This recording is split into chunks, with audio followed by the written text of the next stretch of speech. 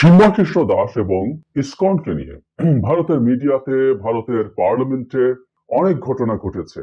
সেটা শুধু না, একটা বৈঠকের কথা আমরা জানি, জনাব মোদী তার পররাষ্ট্রমন্ত্রীর সাথে বৈঠক করেছেন বাংলাদেশ ইস্যুতে, এবং তার সাথে যুক্ত করতেই হবে শেখ হাসিনার একটা অফিসিয়াল বিবৃতি আমাদের সামনে এসছে। এটাও ভারতে ঘটা ঘটনা হিসেবে আমরা দেখবো এবং ভারতের আচরণ হিসেবেই দেখবো। প্রশ্ন হচ্ছে, ভারতের এত রকম কিছু করার আসলে কারণটা কি? তারা কি সরকারের বিরুদ্ধে একটা খুব কঠোর পরিস্থিতি তৈরি করতে চাইছে, একটা কঠোর অবস্থান বা পদক্ষেপ নিতে চাইছে? এই প্রশ্নগুলো আমাদের সামনে হাজির হবে। ভারতের মিডিয়াতে কি আলাপ হয়েছে, আমি গতকাল সারাদিন ভারতের বিভিন্ন টিভি চ্যানেল, পত্রপত্রিকাগুলোর এখন ইউটিউব আছে যেগুলোতে টক শো হচ্ছে প্রচুর, সেগুলো দেখার চেষ্টা করলাম, পত্রপত্রিকা পড়ার চেষ্টা করলাম, দেখলাম বাংলাদেশ ময় হয়ে আছে। এবং বাংলাদেশ ময় মানে হচ্ছে, বলাই বাহুল্য, এগুলো হিন্দু সম্প্রদায়, ইসকন এবং চিন্ময় প্রভু তাকে নিয়ে। ওই জায়গায় যাওয়ার আগে কি কি বিষয়ে আলোচনা হয়েছে সেগুলো নিয়ে বলবো। তার আগে শেখ হাসিনার বিবৃতিটা একটু পড়তে চাই, এবং এটা একটা অফিসিয়াল বিবৃতি। তাদের অফিসিয়াল ফেসবুক পেজে বলা হচ্ছে এরকম হেডলাইন: আওয়ামী লীগ সভানেত্রী বঙ্গবন্ধু কন্যা শেখ হাসিনার বিবৃতি। এখানে আইনজীবী হত্যা করা নিয়ে তিনি শাস্তির আহ্বান জানিয়েছেন, এটুকু জানাতেই হয়। কত আইনের শাসন তিনি নিশ্চিত করেছেন আমাদের সব জানা আছে, সব মনে আছে। তারপর তিনি বলছেন, অসাংবিধানিক ক্ষমতা দখলকারী ইউনূস সরকার যদি সন্ত্রাসীদের শাস্তি দিতে ব্যর্থ হয়, তাহলে মানবাধিকার লঙ্ঘনের নাকি তারও শাস্তি দেবেন। আচ্ছা, এরপর এর মধ্যে অনেক ব্যর্থতা, দাম কমাতে পারে নাই, শৃঙ্খলা ভালো নাই, ইত্যাদি ইত্যাদি, জীবনে নিরাপত্তা দিতে পারেনি, এগুলো বলেছেন। কিন্তু এরপর সনাতন ধর্মাবলম্বী সম্প্রদায়ের একজন শীর্ষ নেতাকে অন্যায়ভাবে গ্রেফতার করা হয়েছে, অবিলম্বে তাকে মুক্তি দিতে হবে। চট্টগ্রামে মন্দির পুড়িয়ে দেওয়া হয়েছে, ইতিপূর্বে মসজিদ, মাজার, গির্জা, মঠ এবং আহমদিয়া সম্প্রদায়ের ঘরবাড়ি আক্রমণ করে, ভাঙচুর ও লুটপাট করে আগুনে পুড়িয়ে দেওয়া হয়েছে। সকল সম্প্রদায়ের মানুষের ধর্মীয় স্বাধীনতা ও জন্মালের নিরাপত্তা নিশ্চিত করতে হবে। তারপর তীব্র আওয়ামী লীগের লোকজনের উপর এটা সেটা হয়েছে বলে তিনি আওয়াজ তুলছেন। এটা হচ্ছে তার অফিসিয়াল বিবৃতি, যেখানে তিনি ইসকনের ওই নেতা, ইসকন মানে বহিষ্কৃত, এটা নিয়েও আবার কনফিউশন আছে। বহিষ্কৃত একটা খেলা হচ্ছে, সেটাও সঠিক কি বেঠিক এটা নিয়েও নানান আলাপ তর্ক আছে। ভারতের মিডিয়ার আলোচনা, এবং ভারতের মিডিয়াতে শেখ হাসিনা যে অফিসিয়ালি স্টেটমেন্ট দিয়েছে এই কথাটাও বলা হয়েছে যে তাদের সেই নেতার বিরুদ্ধে, শেখ হাসিনা মানে গ্রেফতারের বিরুদ্ধে নিন্দা করে শেখ হাসিনা স্টেটমেন্ট, এটাও ফলাও করে বেশ কয়েকটা জায়গায় আমি বলতে শুনেছি। কি কি ছিল? বাংলাদেশকে যতভাবে নেগেটিভলি পোর্ট্রে করা যায় সব এলিমেন্ট ওখানে ছিল। ইসকনকে নিষিদ্ধ চাওয়া হচ্ছে, হাসনাত আব্দুল্লাহ সমন্বয়কদের একজন, তার বক্তব্য প্রচার করা হচ্ছে। নট অনলি দ্যাট, আমাদের টর্নি জেনারেল ইসকনকে নিয়ে কি বলেছেন সেটার আলাপ এসছে, সেটা দেখানোর চেষ্টা করা হচ্ছে, ওগুলো মিথ্যে অভিযোগ বলে বলা হচ্ছে। একটা মিছিলের ছবি বিভিন্ন জায়গায় বিভিন্ন চ্যানেলে দেখানো হয়েছে, যেখানে বলতে শোনা যায় যে একটা দুটো ইসকন ধরে ধরে জবাই কর, এই ধরনের বাক্য। ভিডিওটা যেটা দেখিয়েছেন সেখানে এটা শোনা যায়, অনেকগুলো চ্যানেলে এটা শোনানো হয়েছে।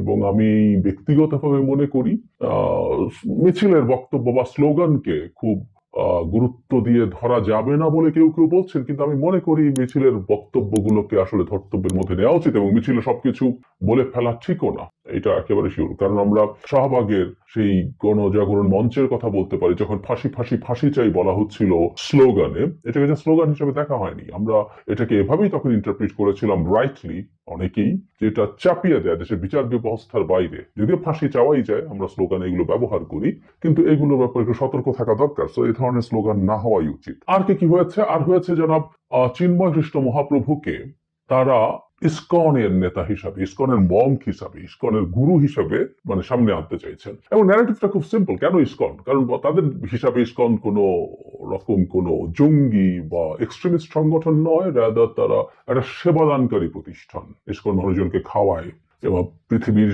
দ্বিতীয় সর্বোচ্চ সম্ভবত চ্যারিটেবল খাবারের, ওখানেই শুনলাম কোনো একটা জায়গায়, সরবরাহকারী তারা।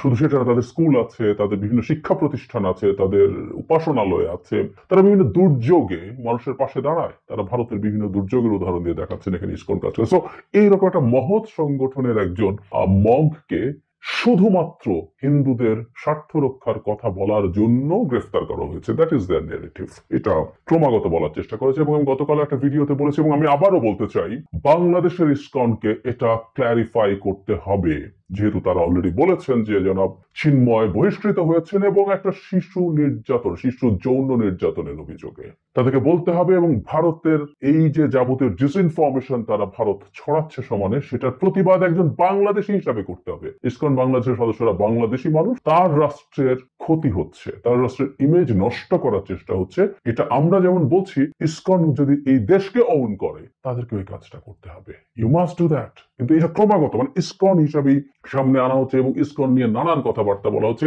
এই ঢালটা ব্যবহার করার চেষ্টা করা হচ্ছে। সুতরাং আমরা এটা নিয়ে খেয়াল করব। আর কি কি হয়েছে?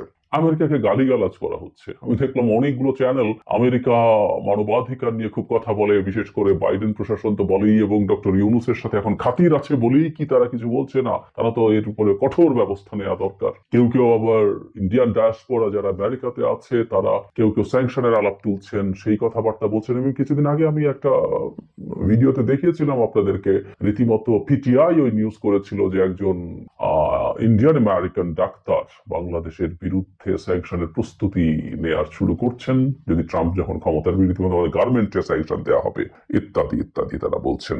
ভারতের পার্লামেন্টে রাজ্যসভা তাদের উচ্চকক্ষে আলাপ এসেছিল, একজন দুজন এমপি বাংলাদেশে যা ঘটছে সেটার ব্যাপারে ব্যাখ্যা চাইছিলেন। তখন তাদের উপপররাষ্ট্রমন্ত্রী যিনি আছেন তিনি বলেছেন যে এই উদ্বেগের কথা তারা জানিয়েছেন, বাংলাদেশে বিভিন্ন ক্ষেত্রে যা যা সমস্যা হচ্ছে সেটা নিয়ে বাংলাদেশ সরকারকে ব্যবস্থা নিতে বলেছেন, তাদের উদ্বেগ জানিয়েছেন, কিন্তু এই দায়িত্ব প্রাইমারিলি বাংলাদেশ সরকারের। কিন্তু মজার ব্যাপার, এইটা নিয়েও বিভিন্ন মিডিয়াতে সরকারকে বা পার্লামেন্ট সদস্যদেরকে তুলোধুনো করা হচ্ছে। তুলোধুনো দুই তিনটা আমি দেখলাম, তাদের বক্তব্য হচ্ছে এরকম যে এটা সর্বদলীয় একটা রেজলিউশন নেওয়া উচিত ছিল, বাংলাদেশকে কঠোর নিন্দা জানিয়ে রেজলিউশন নেওয়া দরকার ছিল, সেটা নেয় নাই, এবং তারা হিন্দুদের ব্যাপারে যথেষ্ট সিরিয়াস না এটা বলেও স্ট্রংলি কন্ডেম করছেন কেউ কেউ।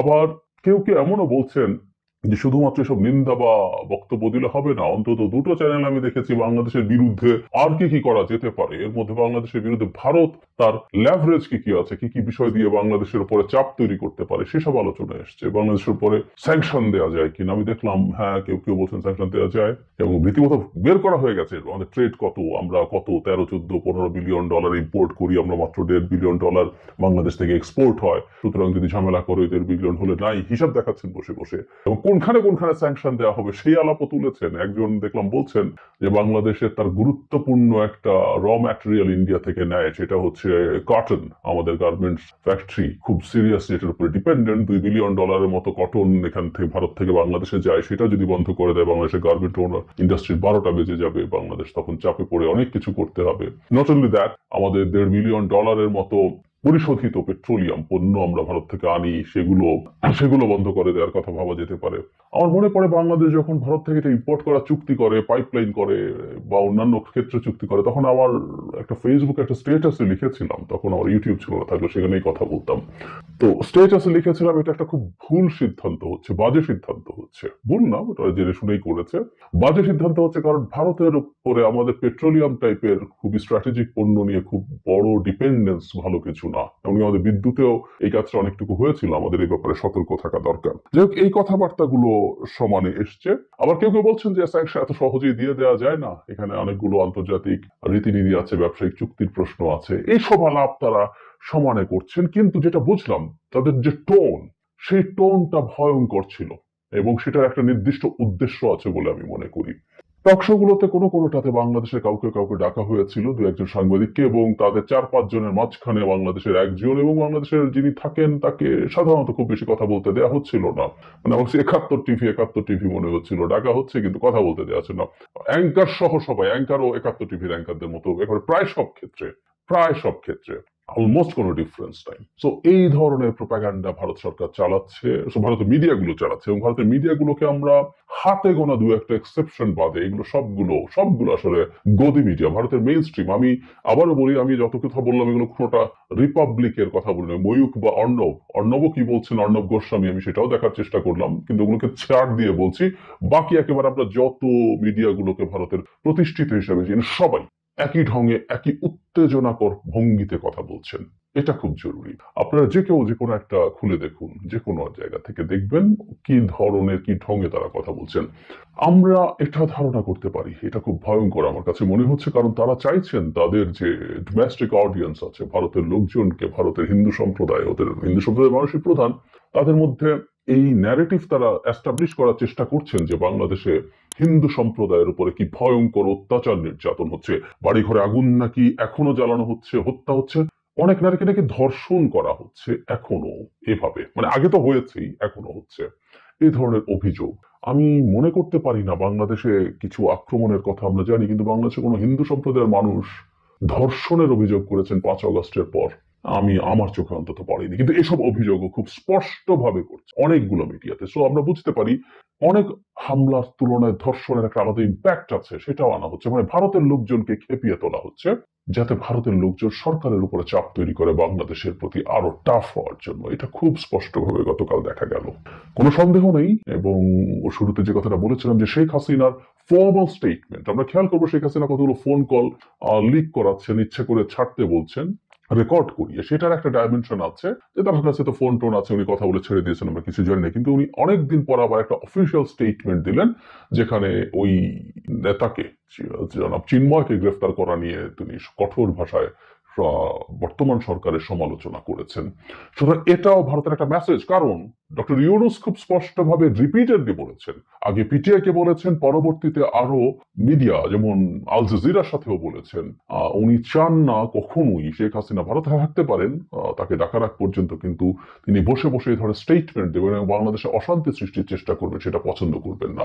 কিন্তু শেখ হাসিনা এবার একটা অফিসিয়াল স্টেটমেন্ট দিয়েছে তাদের ভেরিফাইড ফেসবুক পেজে, তার মানে এটা জেনুইনলি একটা অফিসিয়াল স্টেটমেন্ট। এবং ভারতও আসলে ডক্টর ইউনূসের ওই কথাটাকে অবাধ্য করে তাকে পাল্টা কিছু দেখানোর জন্য এই কাজটা করেছে। তো এটাকে আমরা ওটার সাথে মিলিয়ে দেখব। সার্বিকভাবে ভারতের ভেতরে, ভারতের অভ্যন্তরে একটা ন্যারেটিভ তৈরি করার চেষ্টা করা হচ্ছে, এটা আমাদের সতর্কভাবে দেখা দরকার।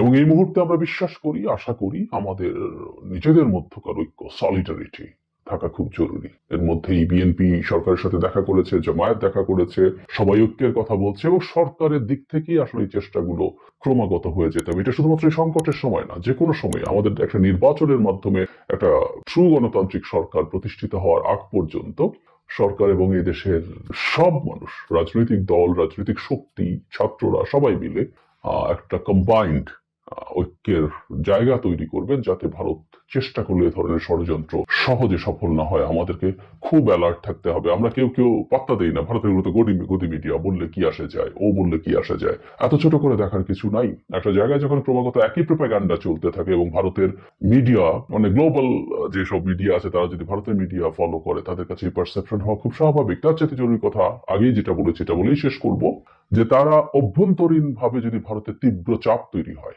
রাজনৈতিক দলগুলো তো আছেই, বিজেপি পশ্চিমবঙ্গে মিছিল টিছিল করেছে, বিভিন্ন জায়গায় তারা রিপোর্টে, জম্মু কাশ্মীরে হয়েছে, আরো বিভিন্ন জায়গায় হিন্দুদের সাথে সলিডারিটি দেখিয়েছে। এই চাপ যদি সরকারের উপরে তৈরি হয়, বা সরকার হয়তো বা এই চাপ তৈরি করাতেই চাইছে, তারা বাংলাদেশ সরকারের উপরে, বাংলাদেশের উপরে কোনো টাফ সিদ্ধান্ত নেওয়ার প্রেক্ষাপট তৈরি করছে।